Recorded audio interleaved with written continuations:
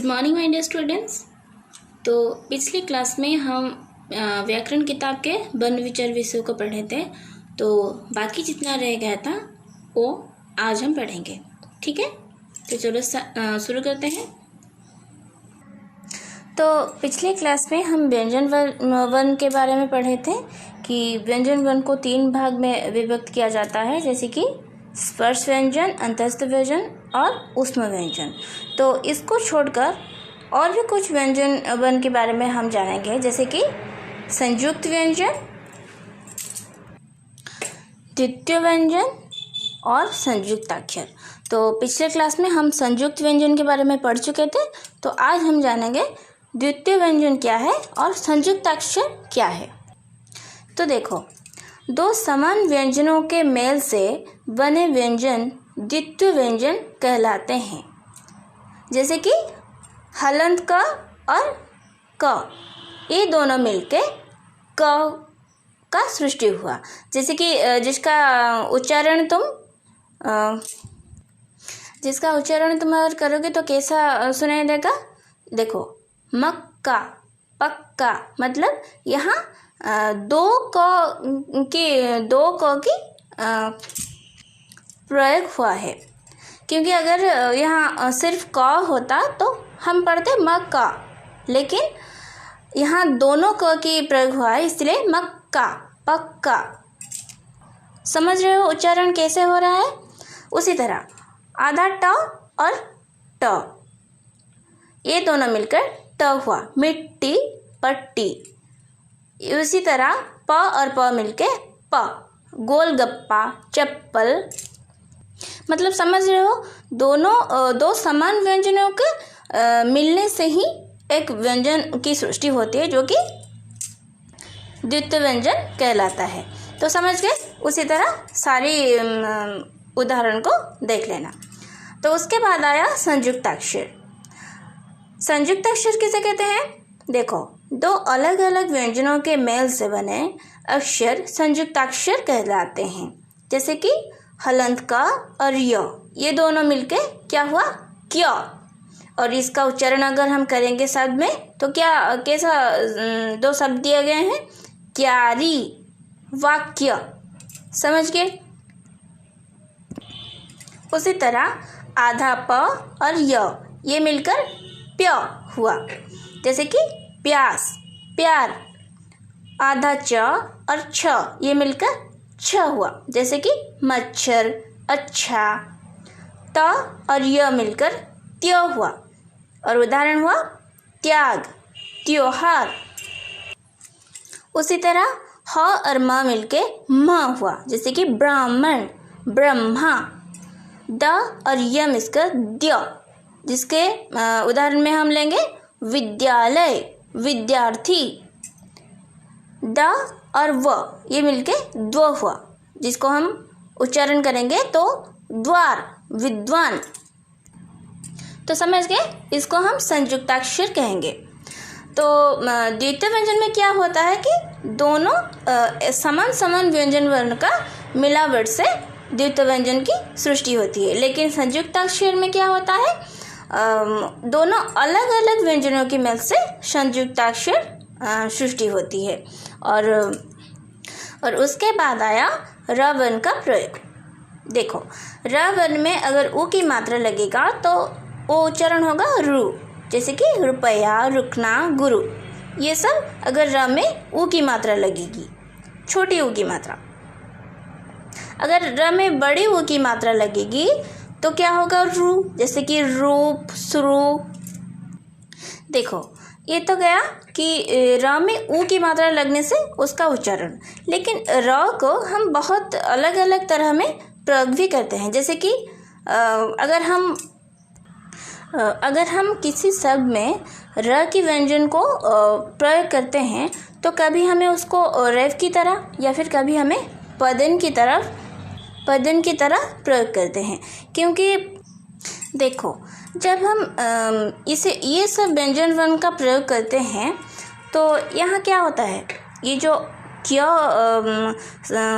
अक्षर का सृष्टि हुआ तो कैसे हुआ, आधा क और पूरा य, ये मिलकर क्या उच्चारण हुआ, क्या शब्द का सृष्टि, क्या अक्षर का सृष्टि हुआ।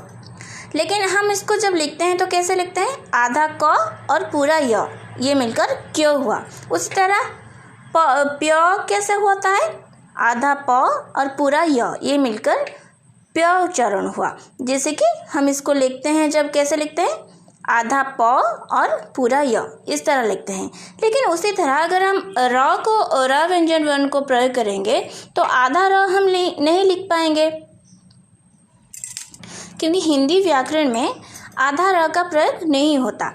इसीलिए जब हम र व्यंजन का प्रयोग करते हैं तो क्या करते हैं, कभी हमें र व्यंजन के लिए रेफ का प्रयोग करते हैं या फिर कभी पदेन का प्रयोग करते हैं। जैसे कि मैं एक उदाहरण देती हूँ, देखो ये है रेफ और ये है पदेन। तो अगर हम रेफ का प्रयोग करेंगे तो देखो, अगर मैं धर्म लिखूँगी तो कैसे लिखूँगी, ध मारे रेफ, म में रेफ, तो ये हो गया धर्म। लेकिन अगर हम पदन का प्रयोग करेंगे और लिखेंगे चक्र तो कैसे लिखेंगे, च क में पदन। तो ये दोनों र व्यंजन का एक प्रयोग है, तो समझ गए। लेकिन देखो, अगर हम खड़ी पाई अक्षर में पदन लगाएंगे तो हम इस तरह लगाते हैं। खड़ी पाई मतलब जिसमें रेखा होती है, मतलब क प म ये सब क्या हुआ, खड़ी पाई अक्षर है, मतलब इसमें जो रेखा होता है इसको खड़ी पाई बोली जाती है। लेकिन जब हम बिना खड़ी पाई अक्षर के साथ पदन का प्रयोग करते हैं तो कैसे करते हैं, देखो बिना खड़ी पाई अक्षर है, जैसे कि ट, ड या फिर ठ, ये सब बिना खड़ी पाई वाला अक्षर है। तो अगर हम इसमें पदन का प्रयोग करेंगे तो कैसे करेंगे, इसी तरह। देखो, अगर हम ट में खड़ी पाई देंगे, ये हो गया उच्चारण ट्र, जैसे कि हम ट्रक कह सकते हैं, राष्ट्र कह सकते हैं। उसी तरह ड में अगर इसी तरह पदन दिया जाएगा, मतलब ट में अगर पदन दिया जाएगा तो इसी तरह दिया जाएगा। जैसे कि हम इसमें क्या लिखेंगे, अगर ट्रक लिखेंगे तो इसी तरह लिखेंगे, अगर ड में दिया जाएगा तो इसी तरह पदन दिया जाएगा, जैसे कि ड्रामा या फिर राष्ट्र। देखो किस तरह लिखा गया है। तो इसी तरह र व्यंजन का प्रयोग इसी तरह सारी अक्षर में अलग अलग तरह से होता है, तो इसको याद रखना। तो वर्णमाला के सारे वर्णों के बारे में तुम जान गए हो, और रह गया सिर्फ क्या है, अयोगवाह और अनुनासिक।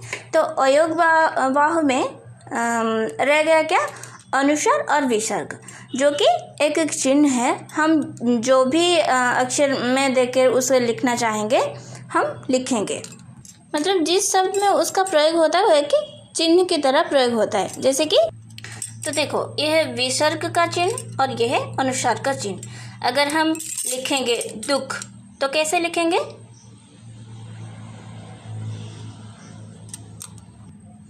तो देखो ये हो गया दुख, और दो के पास विसर्ग लगने से उसका उच्चारण कैसे होता है, दुख। समझ गए। तो उसी तरह अगर हम अनुस्वार का प्रयोग करेंगे तो अगर लिखेंगे हंस तो कैसे लिखेंगे, इसी तरह, ह में अनुस्वार और स, हंस। हंस क्या जानते हो तुम। तो उसी तरह शंख, पंख, कंगन, गंगा, ये सब में हम अनुस्वार का प्रयोग करते हैं, और दुख, अतः, प्रातः, ये सब शब्दों में हम विसर्ग का प्रयोग करते हैं। तो उसके बाद आया अनुनासिक। अनुनासिक चिन्ह का चिन्ह ऐसा होता है और जिसको हम उसी तरह शब्दों में प्रयोग करते हैं, एक चिन्ह की तरह। जैसे कि हम लिखेंगे, अगर देखो चांद, आँख, गांव, ये सब में अनुस्वार लगे। ये चंद्र बिंदु है और ये एक चिन्ह है जिसको हम अनुनासिक कहते हैं। और यहाँ जो शब्द हम लिखे हैं, यहाँ सारे शब्द में चंद्र बिंदु का प्रयोग किया गया है, जैसे कि चांद, आँख, गांव, ये सब में देख सकते हो चंद्र बिंदु का प्रयोग किया जाता है। तो इसी तरह तुम समझ गए कि अनुस्वार, विसर्ग और चंद्र बिंदु का प्रयोग किस तरह होता है। तो वर्ण विचार विषय में जितना भी था हम आज पढ़ चुके हैं। तो मैं सोच रही हूँ कि मैं जो कुछ भी पढ़ा चुकी हूँ वो सारी क्लास में वो सभी लिखा है, सारी क्लासेस किताब में वो सब विषय के बारे में लिखा गया है।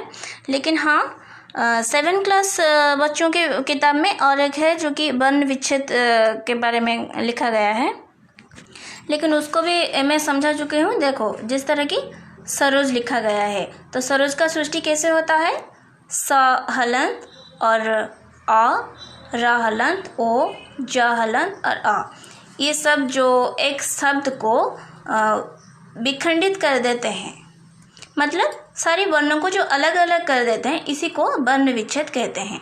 तो मैं भी इस बारे में तुम्हें पढ़ा चुकी हूँ। तो मैं सोचती हूँ कि अब तुम्हें कोई दिक्कत नहीं होगी शायद समझने में। अगर फिर भी कोई परेशानी आई तो मुझे ज़रूर फ़ोन करके पूछना, ठीक है। तो मन लगाकर सब पढ़ाई करना, मैं आप लोगों के पास हार्ड कॉपी भेज दूँगी। तो आज के लिए इतना ही, चलती हूँ, बाय।